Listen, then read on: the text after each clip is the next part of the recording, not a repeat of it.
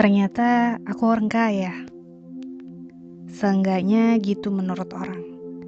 Aku gak pernah tahu. Bagi aku hidupnya kayak gini. Aku bergaul dekat dengan orang yang gak jauh gaya hidupnya sama aku. Aku punya rumah yang nyaman. Aku punya kamar sendiri. Terbiasa naik mobil sejak kecil dan boleh naik mobil sendiri sejak SMA.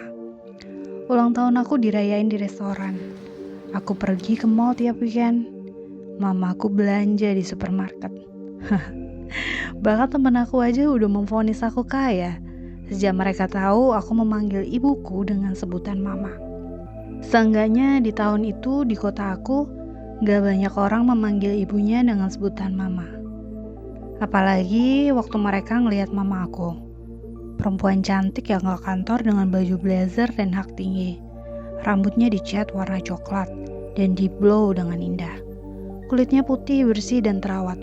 Terlihat jelas deh kalau dia gak pernah ke pasar atau kerepotan masak. Dan itu benar.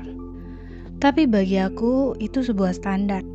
Standar yang setidaknya ditunjukkan oleh orang tuaku ke aku. Aku gak ngerasa itu mewah. Sampai aku sadar ketika umurku udah di atas 20 tahun. Seorang kawan bilang kalau aku orang pertama yang memiliki ponsel di kelas. Memoriku kembali ke masa sekolah waktu aku masih SD. Aku lagi senang-senangnya naik sepeda. Berangkat ke sekolah dan pulang naik sepeda. Pas pulang aku lihat teman sekelas aku yang pulang sendirian jalan kaki. Sebenarnya aku gak terlalu deket sih sama anak ini. Sebut aja namanya Dewi. Dia sering diem, gak punya banyak teman. Aku berhenti dan aku tanya di mana rumahnya. Ternyata rumahnya gak jauh dari rumah aku. Sedikit lebih jauh, tapi gak masalah deh kalau dia bonceng aku dan aku antar dia pulang. Dia nunjukin jalan. Kami melewati sungai, melewati WC umum, kemudian masuk ke gang-gang sempit yang hanya cukup untuk sepeda aku aja. Aku bahkan gak nyangka kalau ada rumah-rumah di gang sekecil ini di kota aku. Pas lewat, kepalaku terkena jemuran-jemuran basah yang melintang sembarang gang. Rasanya risih, tapi aku tahan aja. Anak-anak kecil di sini lari-larian tanpa alas kaki. Aku rasa umurnya paling masih 4 tahun. Tapi mereka bebas aja jalan sama anak lain tanpa pengawasan orang tua. Mereka nyebut kata-kata kasar dengan fasih kayak udah biasa aja. Hal yang sangat aneh dan gak biasa buat aku. Teman aku nunjukin rumahnya, sebuah rumah kecil tanpa halaman. Pintunya terbuka lebar, jadi aku tahu isinya. Aku gak lihat ruang tamu, karena gak ada sofa. Sebuah kasur terbentang di sana. Aku penasaran. Pintu tetangganya gak jauh dari pintu rumahnya. Aku perkirain rumahnya hanya seukuran 3 kali 5 meter. Aku ngelongok dikit, kelihatan ibunya lagi masak di ruangan yang sama. 3 kali 5 meter. Itu seukuran kamar mama aku. Meski kaget aku gak komen apa-apa. Kalau keinget momen itu, dia kelihatan selalu merasa antar pulang.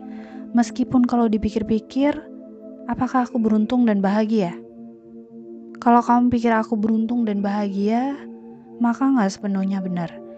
Karena di usia itu, aku pernah terpikir untuk mengakhiri hidup. Tapi aku terlalu takut. Bukan takut mati, tapi takut kalau gak mati. Tapi untungnya gak jadi ya. Belakangan aku baru tahu kalau mengakhiri hidup itu masuk dalam dosa besar yang gak akan diampuni.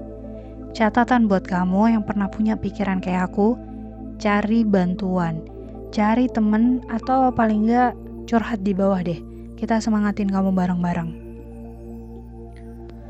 Aku yakin banyak di antara kamu yang belum sadar kalau kamu bagian dari orang-orang yang sangat beruntung di dunia ini. Sama seperti aku. Seenggaknya kalau kamu punya pekerjaan, kamu lebih beruntung dibanding lebih dari 7 juta pengangguran di Indonesia. Kalau kamu bisa kuliah, kamu masuk di golongan 6,5% penduduk yang paling beruntung di Indonesia. Kalau kamu punya mobil, kamu masuk di 9% orang yang lebih beruntung di Indonesia. Pernah gak sih kamu ngebayangin kalau kamu terlahir bukan di keluarga kamu yang sekarang? Kamu gak tinggal di rumah kamu sekarang yang kamu tinggalin. Dan lepas dari banyak kemewahan di dunia yang selama ini kamu anggap biasa-biasa aja. internet aja itu belum merata di Indonesia. Jadi kalau kamu bisa melihat video ini dengan lancar, itu udah sebuah kemewahan. Karena gak banyak orang yang punya kuota yang bebas buat nonton video YouTube sepanjang ini. Standar mewah buat tiap orang bisa beda-beda. Kalau ada 100 juta di rekening kamu sekarang, pasti sebagian dari kamu bisa sepakat kalau itu uang yang sangat besar dan bisa menjamin hidup nyaman. Tapi buat temen aku yang punya usaha dengan 15 karyawan, itu cuma cukup buat bertahan 1-2 bulan. Gaji karyawan, listrik, operasional, biaya iklan, transportasi, dan perintilan lain-lainnya yang kalau dikumpulin jadi gede juga. Jadi jangan pernah gampang iri ya sama mereka yang dikasih harta lebih banyak dari kamu. Percaya deh, tanggung jawab mereka juga lebih besar dari kamu. Semua udah sesuai sama porsinya. Tuhan gak salah-salahan kok kasih rejeki. Semua rejeki itu ada tanggung jawabnya. Dan kalau kamu belum ada di level itu, bisa jadi memang kapasitas kamu belum sebesar itu. Coba renungin sebentar deh. Banyak banget orang-orang yang pengen bisa menjalani hidup yang kamu jalani sekarang. Rejeki itu luas. Ada yang rejekinya uang, ada yang rejekinya waktu lapang, ada yang rejekinya berupa sehat, keluarga yang bahagia, pasangan yang setia, hidup yang tentram, rumah yang nyaman, ilmu pengetahuan, dan ada juga yang rezekinya itu iman. Iya, iman. Iman itu hal mewah.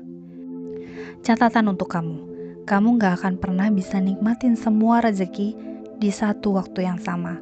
Tapi selalu ada nikmat rezeki yang kamu terima setiap harinya.